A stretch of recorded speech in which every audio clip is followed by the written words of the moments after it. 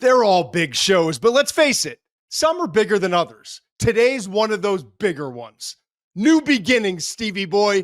A day of firsts on tap today. My first annual appropriately early mock draft and the groundbreaking announcement of our first live road show. Just 9 days until the first Saturday of college football and 252 days until the first round of the NFL draft. Mensch, you good? I'm good. Let's roll.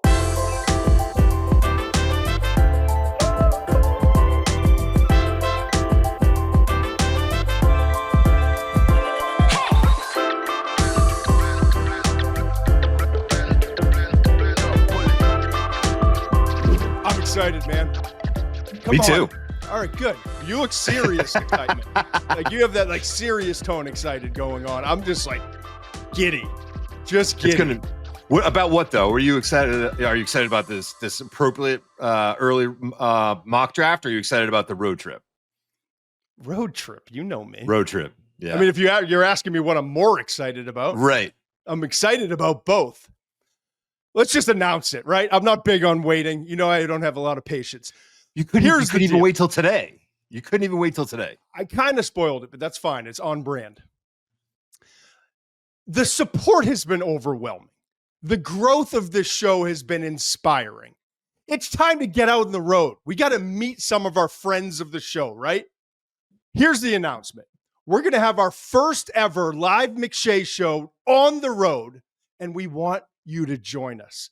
In fact, we need you to join us or else it'll be embarrassing. Here are the details. You ready? I think it's what Steve's nervous about today. We'll be at Lincoln Hall in Chicago. I can't wait. Lincoln Hall in Chicago on Wednesday, September 10th. First week of college football after week 1 into week 2. So much to talk about, okay? Tickets go on sale tomorrow, August 15th. 10 a.m. Central Time. Get in there early, folks. I got a feeling about this. I'm fired up. More information is going to be available, so stick with us. Check in at theringer.com/events, okay? Theringer.com/events very soon. But that's the deal. All you need to know is live show, Mensch and I, we're still ironing out who the guest is going to be if we're going to have one. It's 90 minutes.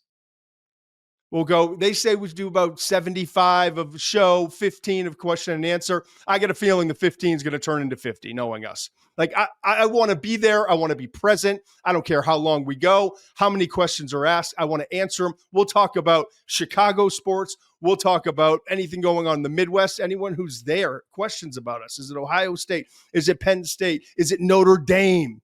Is it the Chicago Bears? I'm fired up to talk about all of it. But at Lincoln Hall, Wednesday, September 10th in Chicago. Tickets go on sale tomorrow, August 15th, 10 a.m. Central. And let's face it, Mensch. Remember, check theringer.com/events, and you'll get more information as it comes. And we'll keep updating you here on the show, right? What are your thoughts? I'm excited, man. I mean, public speaking, it's going to be interesting for me, but I'm excited about getting out and seeing some of the faces, meeting the people. And really I think we've tried to do this from the beginning, but really getting a feel for what people are enjoying, maybe what they're not enjoying. Let us know, man. I really want to get to know our listeners a little bit more. Yeah, we're trying to grow this thing. And the only way to grow this thing is with you, our audience. And if you're committed enough and you like what we're doing enough to be there, then you're one of us and you're part of what we're growing here. So I think it's going to be a blast. And it couldn't come at a better time, kind of kicking off the football season. NFL, college football, like we're just getting into full swing that week, right? September 10th, man. Also, live I love in Chicago. I love Chicago. Oh, I love Chicago. I was in Chicago about a month ago. I love going to Chicago. Yeah. Can't wait to go back. First of all, like I'm there for the show, but I don't care if it's LA for the draft. I don't care if it's Mobile. I'm a foodie. If it's Indianapolis, so like we need suggestions. Let's meet some people out there. Like we're going to be there a couple nights. I haven't even told Mensch that. We might be 3 nights. I don't know. We'll get your babysitter ready. Here we go. Okay? All right. So that's that. That's the first of the first today. The second of the first is, and I've been talking about this dating back to like 2005. I've never had the opportunity to do this. Remember, our show started October 22nd last year. We got it right in the middle of the season. Wasn't an ideal start, but it's the soonest we could start after we signed the contract. The ink wasn't even dry. We're like, we got to go. But this is our first off season, and this is the first time that we've gone through our scouting process with our audience. And I've always said, like, contractually, I was obligated at ESPN because I wouldn't do grades after the draft. 8 minutes after the draft, let's grade 32 NFL teams. I thought it was preposterous. So I agreed that I would do the way too early mock draft. And so because it's become a thing, and because like the outpouring for it is there every year, and now I was the first to do it at ESPN, and they had the foresight, and then everybody else started to copy it, and now you see 100 way too early mock drafts. They even stole our name, right? Because when they came to me, I was like, well, it's way too early. It's just like, it's too early. And they're like, let's name it the way too early mock draft. It's kind of fun. It was kind of a joke internally between us, and we wound up using that for the name.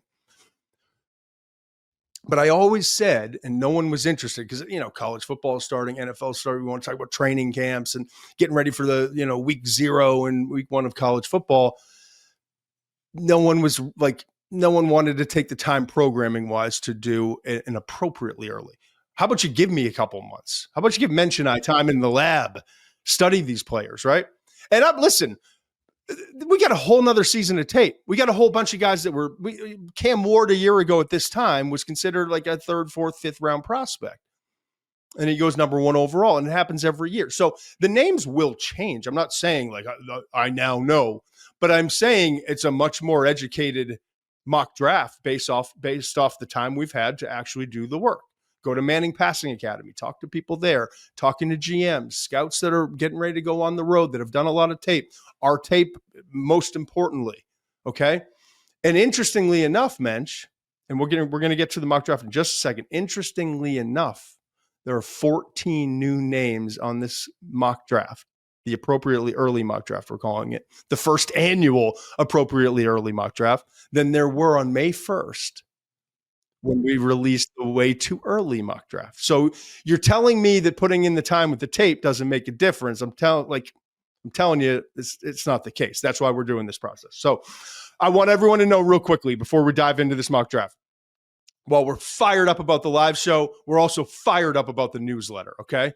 And it's continuing to grow, and we're kind of weaving and adapting as we go. I talked to you a lot about it in the last show. There's going to be a lot more, like if we're coming into your inbox, it's with big ticket items, and it's with stuff that's pertinent. If I'm in your inbox, I've made a commitment to you. I'm trying not to waste your time. It's there for a reason. And it's coming up like the Manning, Archie talking about Arch and saying that he's going to be back in 2027.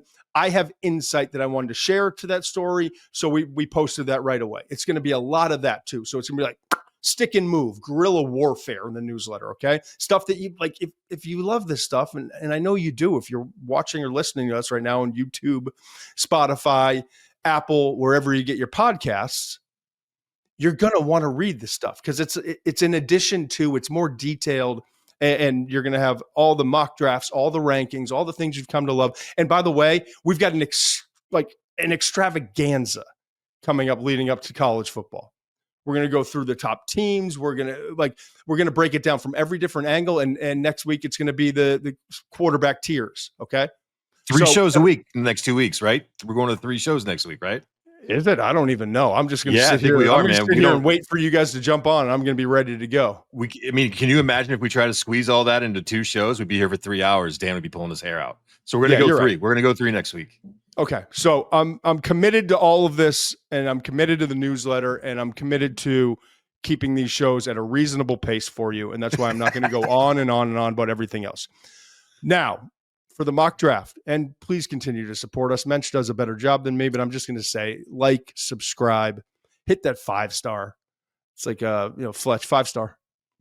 Yeah. Confess Fletch, the new Fletch. Leave a comment, thumbs up, thumbs down, all that. Oh, I want to see the new Fletch. I love the old Fletch. Confess Fletch, interesting tidbit. That's why I quoted it. I mean, but every time he gets out of an Uber, he just jumps out no matter what was going on. One time he jumped out in the tunnel coming out of Boston and it was like 5-star, you know? The reason I laugh about it is because actually a good portion of that was filmed before I moved here in Cohasset, Massachusetts, where I live. So, full circle. I mentioned 14 new names on this mock draft, appropriately early. Here we are on August 14th, compared to what we had on May 1st. New quarterback at number 1. Mendoza's in, Aller's out. Interesting. All new names, picks 25 through 32. So let's roll it. Here we go, right? Cleveland Brown. Oh, and by the way, because this is always the thing. You're going to get killed. My good friends at FanDuel who keep the lights on here and have been unbelievable to us every turn. Every time I ask a question, every odd I'm looking for, we worked in conjunction with the draft odds. Like they're an awesome partner. And they came up with what their odds are to essentially win the Super Bowl, you know? Mm-hmm. And we just flip-flopped that and created the draft order. So don't yell at me. Don't yell at FanDuel. They're not doing anything wrong. They'll probably listen. They probably won't have any problems with it. You'll be fine. No. So Cleveland Browns have the number 1 overall pick. And listen, here's the deal. Shedeur played great in week 1 of the preseason. There's a lot of hype and talk about all of that. You still got Flacco and Pickett and Dylan Gabriel, none of which played in the first preseason game. But if they're picking at 1 overall, clearly none of it's working at quarterback. And probably there's a new head coach and probably a new general manager. We're not rooting for any of this. I just have to work off the information. And so if they're picking at number 1, I'm going with quarterback here. And I'm going, instead of Garrett Nussmeier, with Cade Klubnik. Klubnik, I see upside in him with the mobility, having seen him in person at the Manning Passing Academy, the way he's built, seeing his honestly, some little things like who's sitting there at the end of practice on the 50-yard line, picking Peyton Manning's brain, watching him relay to the high school kids, the young kids in camp. There's something, some guys have it, and Nussmeier's got it. I'm not saying he doesn't. I'm saying, while Nussmeier's more polished, takes some risks, throws some interceptions, but more refined and polished, pro passing game, grew up son of an NFL quarterback coach, now the offensive coordinator of Tyler Shucks in the New Orleans Saints. So he's been around the game his whole life, and I love him, and we'll get to him in just a few picks. I absolutely love Garrett Nussmeier. I do start to wonder, there is that tendonitis in his knee, something I didn't know about. Something I talked about when I watched the LSU tape. I said it's rare to see a quarterback kind of wear down as the season progresses. And you have to start to wonder, was that part of it? I thought it was, their run game sucks and everything's on his shoulders. And I think that was part of it. But so there's some more digging. And like I said, another year of tape, combine, all-star games, medical, psychological, character, all those things will be just poured into in the next, 9 months or whatever it is. But as it stands right now, I think Cade Klubnik is my leader in the clubhouse, and I'm fired up to see what he's going to do at Clemson this year. Yeah, I've got no beef. I mean, I'm a LaNorris Sellers from South Carolina guy, but that's a big projection right now. Let's see how he does in the second year. We'll get into. I'm sure he's going to pop up here soon. But I like Klubnik, and it feels like he's on a roll, right? It feels like there's some momentum there, that he's a guy that's, started to play well as the season progressed. And I think he's a guy that he can carry that over from one season to the next. You look at the supporting cast, I think he's primed for a great year. I don't hate it. And look at that touchdown to interception ratio last year. 36 touchdowns, 6 interceptions. Look, every quarterback gets away with bad decisions. I get all of that. That is a number that sticks out to me, a 6-to-1 touchdown to interception ratio.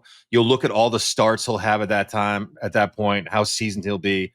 I have Klubnik. I have the same grade as Sellers. I have Sellers just ahead of Klubnik, but the same grade. I like the pick. Browns fans are losing their minds. Losing their minds.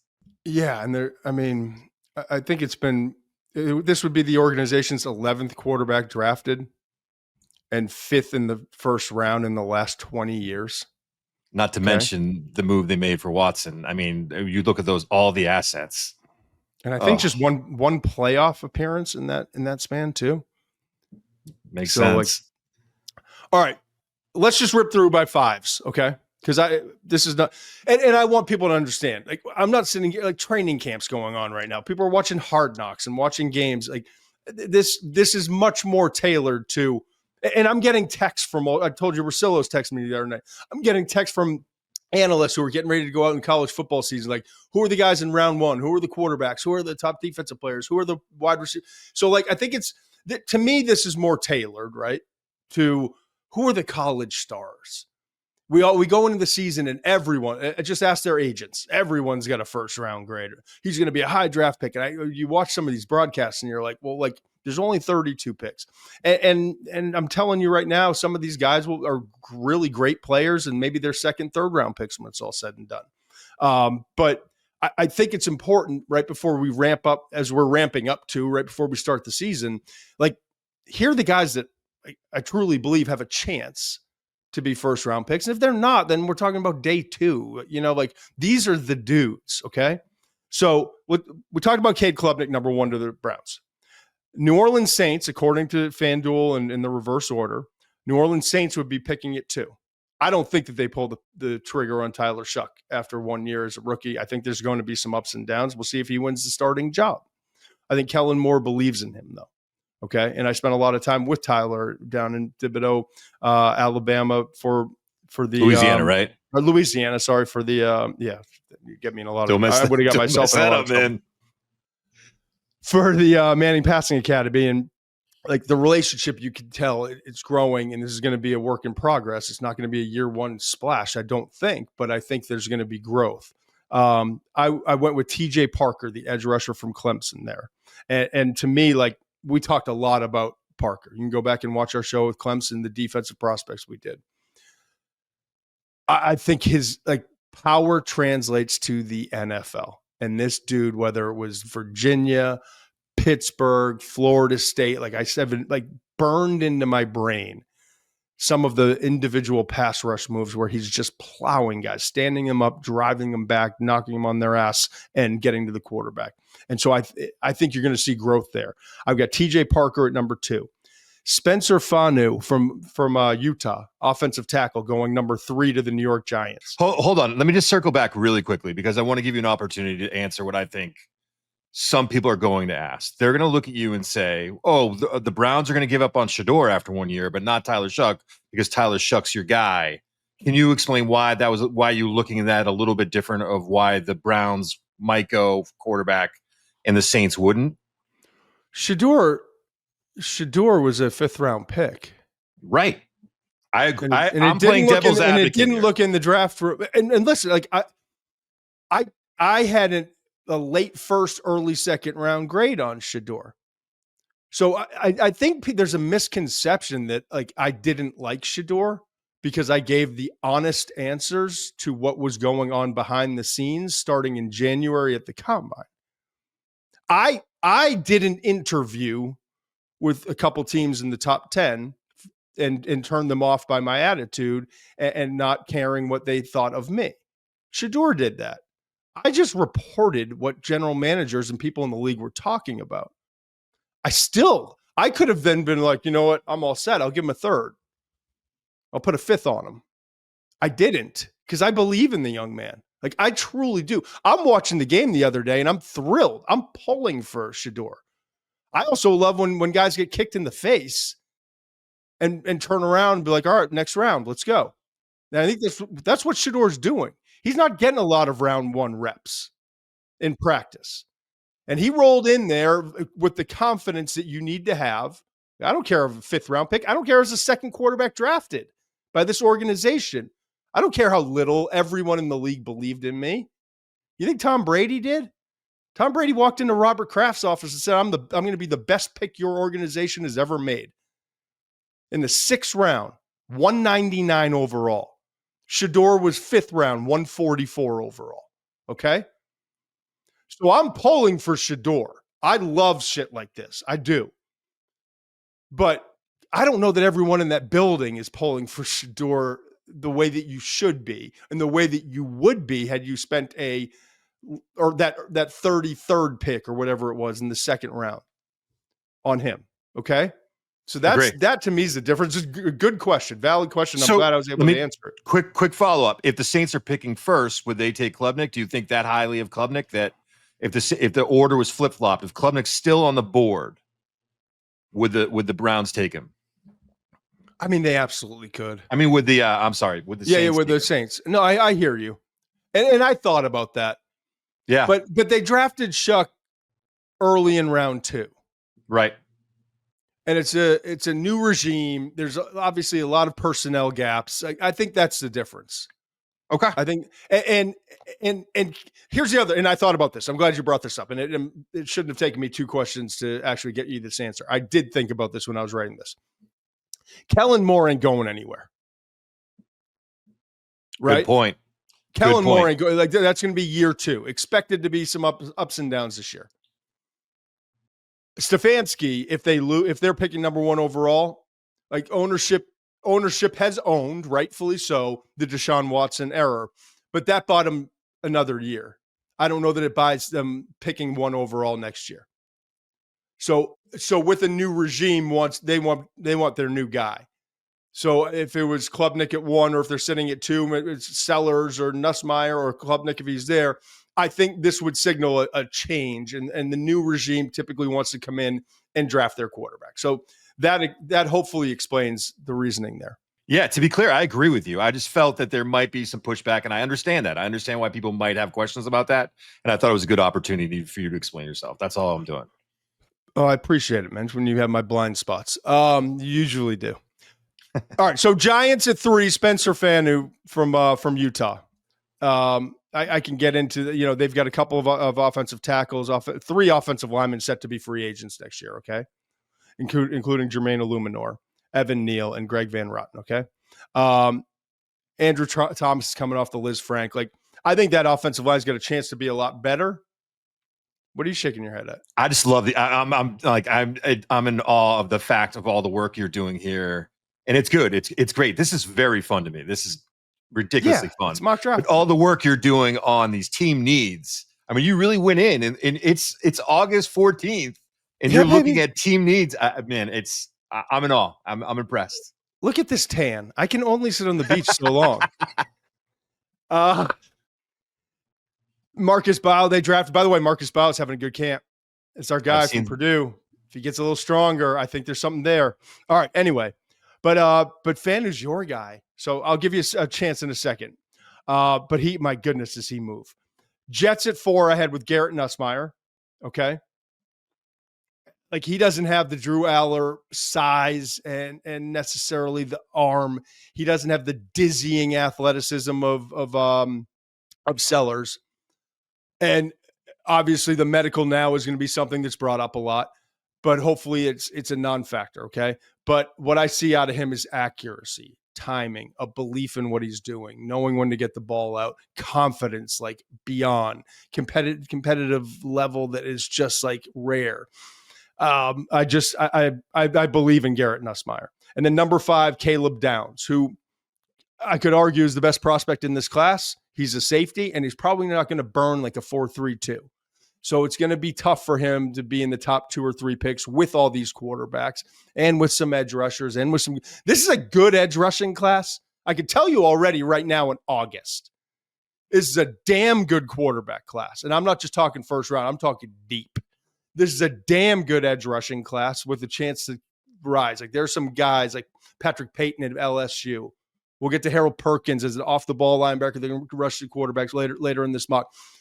I think we've got some good names early on for the edge rushers, but I think there's going to be some more guys ascending, and there's some really good offensive tackles, man. And I know you've done the work on those guys. So a safety may fall a little bit, even if you wind up having the grade you have on them now, which to me is equivalent, is as good or better than any other player in this class. So those are the top 5 picks. Downs would be going to Tennessee at pick number 5. Any other thoughts from you? I think it's gonna be tough for Downs to go in the top 5, and I don't say that it says anything about him. I think safeties going that early is just tough. I think TJ Parker's another guy that we're gonna look back and be like, why did he fall? Because he's not. I don't know if he's gonna have that elite testing. We'll see.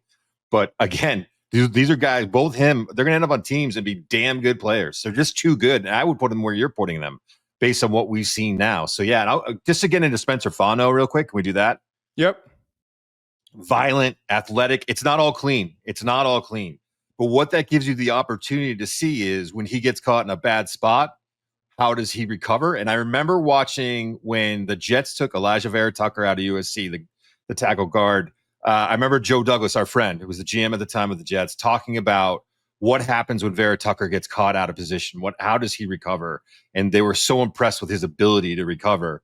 Man, I see Fano, and when he's clean with his technique, it is beautiful. But when he does things that he's not supposed to, he still wins. And when you're looking at that kind of a talent, I think I would have no problem taking him in the top 5.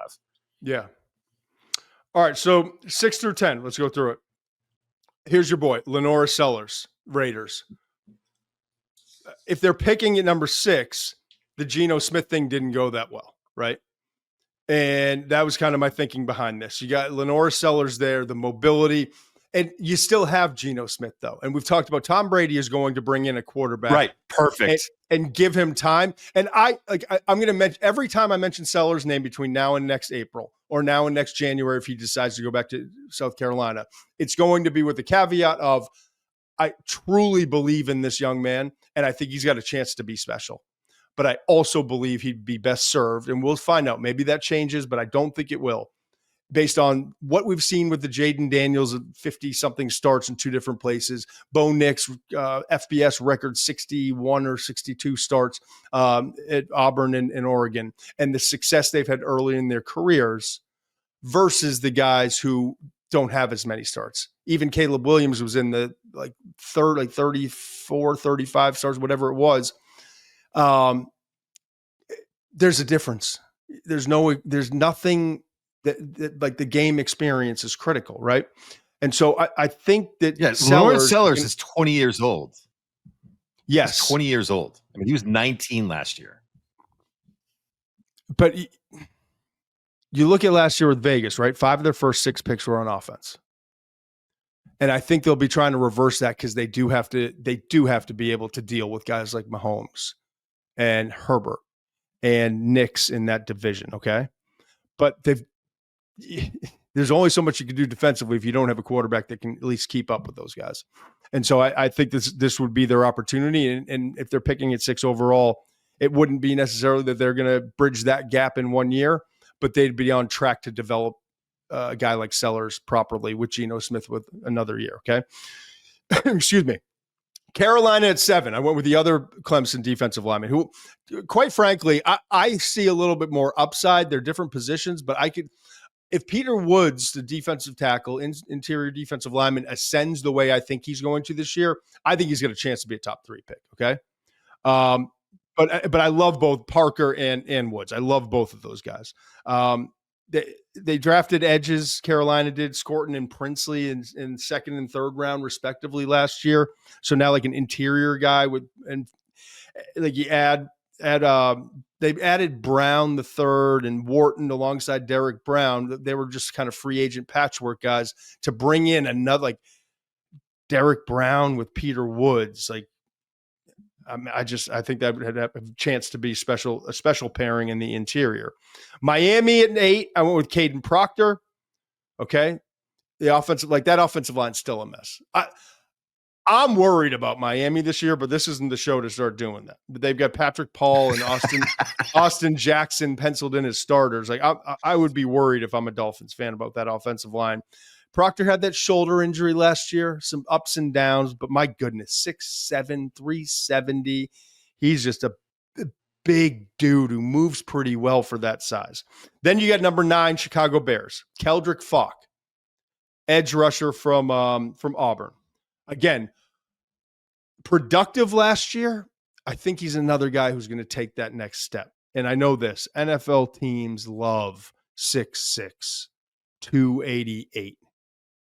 Frame, like And he's doing it with talent. Now, if he gets another offseason of refinement, agility work, upper body power, I'm excited to see what Faulk does for Auburn this year. Auburn's got a chance to be kind of sneaky good this year. We'll get to that as we do our whole extravaganza, both on the McShay Report. Go Google it and subscribe, please. And also on this show. And then finally at number 10, Seattle Seahawks. I went with Caleb Banks. The more I watch him, the more I like this dude, man. And I know that, Jerron Reed was re-signed, but he's not getting younger. They need a young difference maker. Put him, you got like that immovable force with Byron Murphy, who they drafted. Now get a guy who can penetrate and disrupt. So that rounds out my top 10 here. So is that 3? Yeah. Or no, that's 2 defensive tackles in the top 10, by the way. I love that.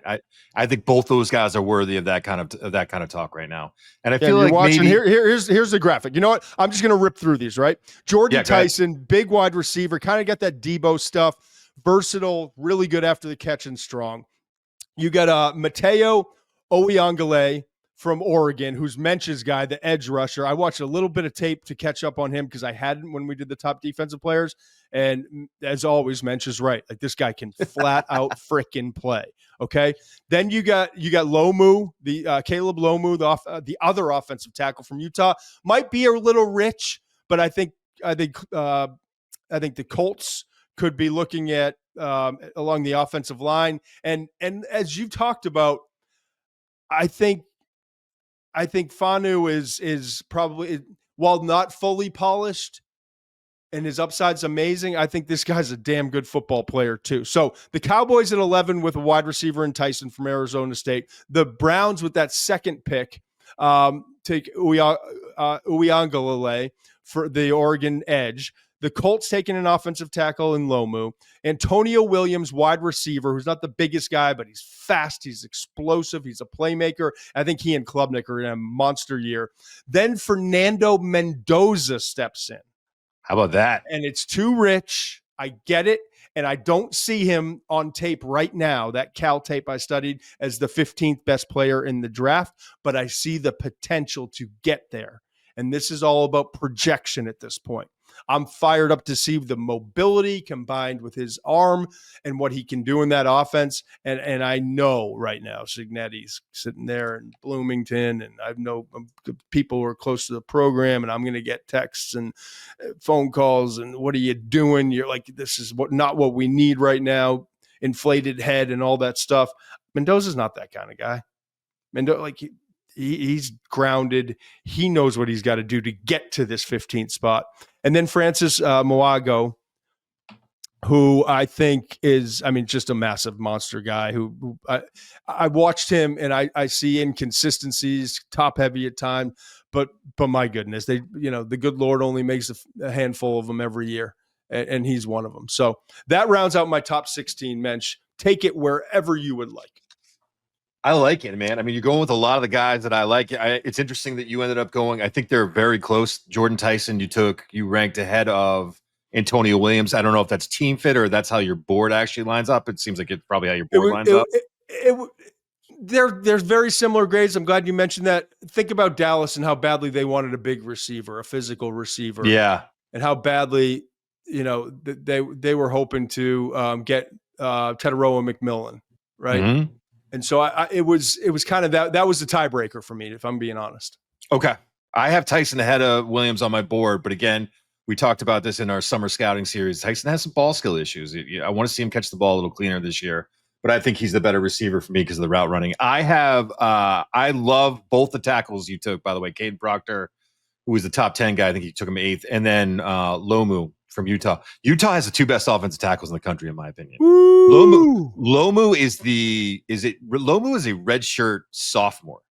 He went over. The reason that Fano starts at right tackle is because Lomu came in and said, I'll take left tackle. You go over to right tackle, big guy. Because that's where Fano started, and they moved him over to right tackle. To me, Lomu is I started watching him early on in the season. I was like, he's got something to him. He's pretty good. Maybe in a couple years, we'll see. And then by the end of watching his tape, I was like, this kid could play now. He could go now. And he is, for a taller guy, does a pretty good job at his pad level with his footwork. I actually think he's more fundamentally sound than Fano is right now. maybe not as athletically gifted, but he's right up there, man. He can move his feet. I think the two best offensive tackles are in Utah now. It'll be interesting to see if Lomu, he'll be a 2-year starter at that point. Maybe he goes back for another year. So it'll be interesting to see how that all unfolds. Yeah, and I think looking at this class, right, I'm not as high on Drew Aller as some others. Me neither. I think that wide receiver group for Penn State is going to be better. And by all accounts, like talking to people that are in the know, they've been really impressed. I don't think the wide receiver group for Penn State was as bad as the reputation was last year. And you get the young man who's transferring to Ole Miss. I bet you he's going to have a better year. I can't come up with his name right now. I think it's an Aller problem. And I'm excited to see the growth in his game, throwing to receivers on time, running away from him down the field. He's got a big-ass arm. He's not very mobile, but somehow he competes and he picks up first downs and he moves around and does all that stuff. He's big. He's got all he just looks the part. And they won a lot of games. But can they win the big games? And can he be more devastating in the passing game? Can he be more like on time, balls out, lead receivers? I told you, it's a visualization thing with him. I'm not saying he can't. I'm saying he needs to this year. So that, like, if you said like one of the 5 things that you're most interested or intrigued, excited to see, however you want to phrase it, one of them would be, does Aller take that next step in his progression as a passer, visualizing, anticipating, throwing to receivers, post corners, right? Those types of throws down the field, leading them, dropping it in. He's phenomenal. Receiver comeback routes, out, kind of, curls, stationary guys. It's when guys are running away from him. Even like in breaking, he's okay. It's guys running away from him. Even in the flats, he struggled throwing the running backs. So that to me is going to be fascinating. But there's still 4 quarterbacks, right? Going in my top 15. Yeah. I don't hate the Mendoza thing either, though. I think there's going to be some fans in Pittsburgh who think that Will Howard's the answer right now. And so they're kind of surprised that they're going to go out and get another Big Ten quarterback in Mendoza. Well, he's been dinged up in the preseason, so we don't really – I know. We don't really know, but yeah. Listen, it's that time of the year. If a guy has a good preseason game or you see a couple clips on X or YouTube or whatever, you're starting to think that this guy's the next guy. All right, let's go through the next bunch of guys, okay? Arizona sitting at number 17. I gave him running back Jeremiyah Love. Best back in the class, coming out of Notre Dame. I would put him in I think when you're making your list of top 5, top 6 guys in Heisman, by the way, there's a quarterback battle in Notre Dame. I talked to someone 2 days ago after our show. Hold the brakes on the CJ Carr thing. Yeah. This Menchie cat's playing well. Yeah. It's a good problem to have. Good problem to have. But regardless, Jeremiyah Love, like that offense is going to run through him. Poetry in motion, man. Big back, light on his feet. I love the way he plays. And you look like Arizona, yeah, they could go wide receiver here. Dortch and Zay Jones are set to be free agents. Offensive tackle is another area they could look at with Jonah Williams being a free agent. But you look at the running, like James Conner, how long can he do this as a bruising back? He's going to be 31 years old next year. Trey Benson and Michael Carter combined for fewer than 100 carries last year. So that could be a spot where the first back comes off the board wherever Arizona's picking. Then I went Jermod McCoy, cornerback. Great news on McCoy. First practice was yesterday or 2 days ago, Mensch. I can't believe that. For those of you who don't know, I know. He had an ACL tear in January, working out. January. What the hell's going on with modern medicine? But he's back in. I guess 8 months isn't that crazy, I guess. I didn't think we'd see him till the middle of the year. And I didn't that either. Was just, I'm not a doctor. I mean, obviously I'm not that smart, but doctor. Not even close. But I never thought that I would hear about him practicing at this point. But that's breaking news, man. That was this week. Okay. And so the Vikings have a patchwork group, cornerback. Like I could see them going. And McCoy, if he reached, and I know we've talked about his tape, he had a couple games. It wasn't all that pretty. But like his tape shows the tools, the skills, the speed, the burst, the explosiveness, the fluidity that you look for. I think he's the best cornerback coming into the year, assuming he gets back to close to 100%. Then I get Denver at 19, Anthony Hill, versatile linebacker, really good pass rusher a year ago, flies around. Again, these off the ball linebackers, I'm not saying, mark them down, etch them in stone that they're going in round one. I don't know that there's any locks to go in round one, but I think Hill's going to have a big year for that Texas defense. Ruben Bain, betting on his potential, betting on the fact that Florida game where he had that soft tissue injury in his leg, that slowed him down, and the tape wasn't the same last year. Still good, still flashes, but 2023 as a freshman, he was awesome. Okay. I think Bain's another pass rusher. I talked about there's some edge rushers that I think are going to ascend this year, and Bain's one of them. I had him going to Washington at 20. Okay. David Bailey, Texas Tech, another edge rusher. I talked about the other day, 16 guys, the Matador Club. I think it was the Matador Club, El Matador Club. Bailey Mr. was the Dip top. and Rip. Mr. Dip and Rip. He's going to beat you around the corner, man. And the other thing I like about him, I think he has 11 career forced fumbles. When he gets to the quarterback, he's hunting the ball. He's looking to knock it loose. He's a violent hitter. I mean, I like guys that turn the ball over, even at defensive end. Guys that have a knack for separating the ball from the quarterback. He's one of those dudes. Then I had a pair of cornerbacks going, okay? So that was Bailey was to the Chargers at 21. So Washington had an edge rusher in Bain from Miami. Chargers had an edge rusher in David Bailey from Texas Tech. Fired up to see what he does in those 16 portal transfers for Texas Tech this year. Then I had a pair of cornerbacks going. Green Bay at 22 with A.J. Harris from Penn State. The Rams at 23 with Damani Jackson from Alabama. Okay? Then we flip over to Isaiah World, the offensive tackle, coming in from Nevada, 4-year player, 6'8", 316 pounds. Oregon, LSU, and Texas Tech, by all accounts, murdered the transfer portal. and World was like the premier guy, and they obviously needed that with 2 offensive tackles drafted from last year. So I had Houston taking him at 24 with their offensive line problems. Cam Robinson, Laken Tomlinson, UFAs next year. Then Tampa Bay at 25 with your boy, Sonny Styles. I'll let you talk about him in a minute. The off-the-ball linebacker from Ohio State who got better and better each week last year.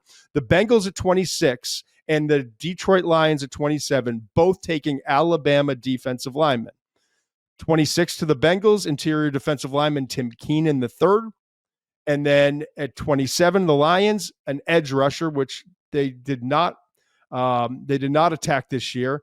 Hopefully Hutchinson is going to be a full go for the entire season and everything's back to normal. But they got the A&M transfer, 6'5", 283. Overton had a good year last year. I think he's going to ascend as well. That kind of rounds out into the top 27. Any thoughts on those players? And we'll come back from 28 through 32. You know I love Sonny Styles. You know the other thing I love, I think we both love this, is that when the Athletics, Bruce Feldman comes out with the Freaks list, yes, which he has recently.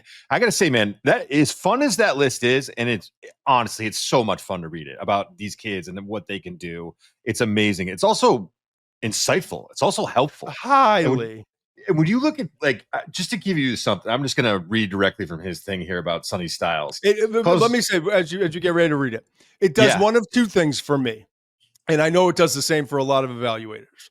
It either puts a stamp on what you're seeing on tape, or it makes you say, oh, I got to go watch this guy, or I got to go watch more of this guy. I didn't realize he was blessed with these tools.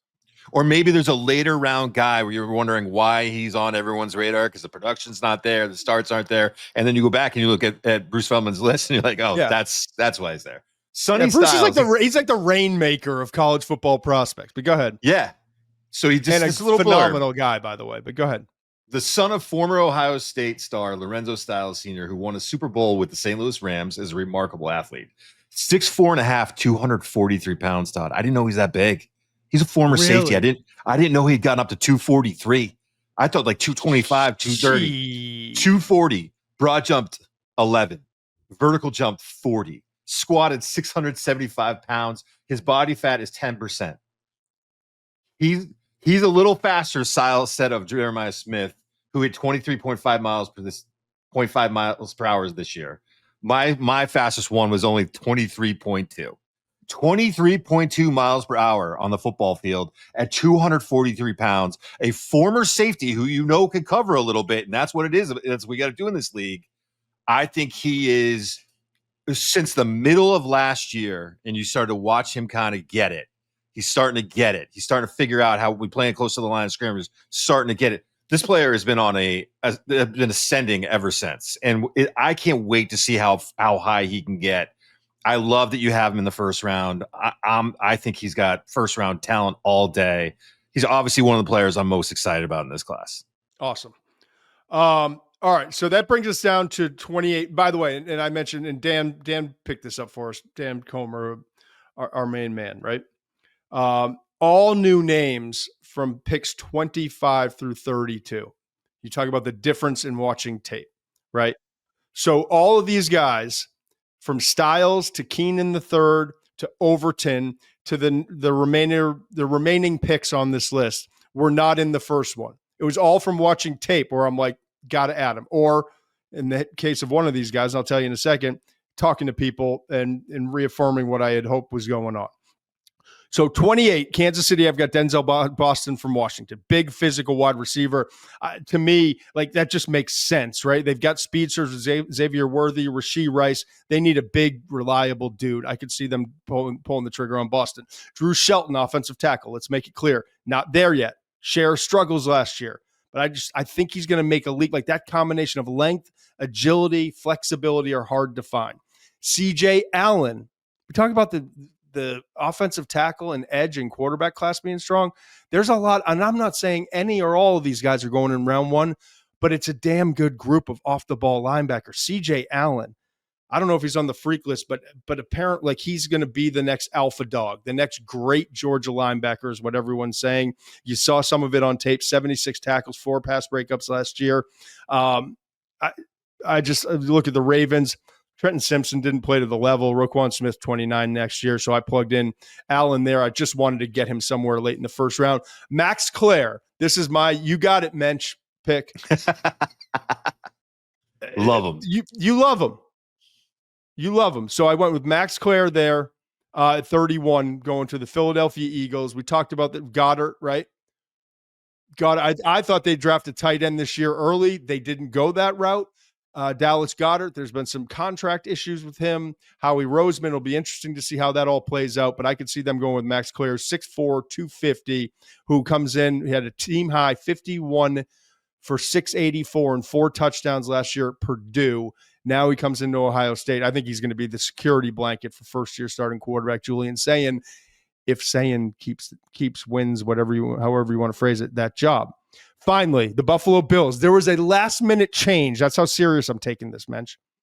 I wanted to get Nicholas Singleton, the running back, in from Penn State. It was an ode to you, Mensch, the final 2 picks, Clare and Singleton, your 2 guys. But then all of a sudden they signed a 4-year extension with Cook, and I had to make a change, right? Right. It makes sense. So, yeah. So Singleton, while I think he's going to have a huge year, 6 foot, 226, he had almost 1,100 rushing yards, 1,099, also 41 catches in the passing game last year. I think he's going to be in that, we'll call it 25 to 45 range, right, in the draft. I think he's got a chance to get there. Even in, he should run well. He should run really Allen, well. Even in the, yes, and should run well, even in that rotating role. But they signed Cook, 4-year extension, $48 million. And I was like, just like, I'm not going to put out a mock draft that has a running back round 1 after that. So I went with Harold Perkins, and this was also late information to me. I can't wait to hear what you have to say. Do you remember Harold Perkins as a freshman in 2023 at LSU? Yes. I legitimately tweeted, it was Twitter at the time. I tweeted out, I think I was, that, like, I've seen this is a top 10 player. He continues to develop. Like, this is like top 10 stuff. Remember that Arkansas game? Mm-hmm.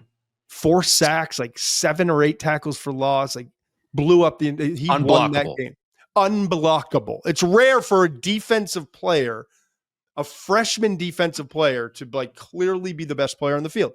So Then he comes In back the to last SEC. year in the SEC. Last year, new coordinator, off the ball linebacker more, asked to do more, was swimming in it early in the season. Then he suffers the injury against UCLA, I want to say, late in that game, and was out the rest of the season, ACL tear. I believe it was UCLA last week in September or something. I remember it being kind of early and being like, but I also remember watching and being like, oh, he's not the same guy. Like misdirection, play action, or like he's not sifting through traffic. He's the nuances, the little things he's not doing. He's over his head right now, right? Over his skis, I should say. Well, apparently he's been a monster in fall camp. And apparently I've heard the same things. Okay. All right. Second year in the system, gets his responsibilities, still can provide that edge rushing stuff. So like I'm fired up. He's coming off the ACL and has had a lot of time, just about a full year. And if he plays this year the way he could be one of those guys, you know? Yeah. So this is something that I read that is really interesting. I think that when you talk about Perkins Jr., you have to talk about his frame, first of all. I believe he's listed at 6'1", 222 pounds. If he was 6'3", and 255 pounds, we'd be talking about him as a top 10 pick as an edge rusher. He's that explosive. I really believe that. But at that frame, he's going to have to play off the ball. We also talk about sometimes how injuries actually help players in their development long-term. And one of the things that I've read that was really interesting was the defense coordinator, Blake Baker, after Perkins got hurt last year, sat down and said, hey, Harold, where do you think you fit best in my scheme? Where do you think you should play? Wherever you want me to play, coach. Okay. That's what every coordinator wants to hear. Every coach wants to hear. This guy wants to do whatever's best for the team. And credit to Blake Baker, he said, no.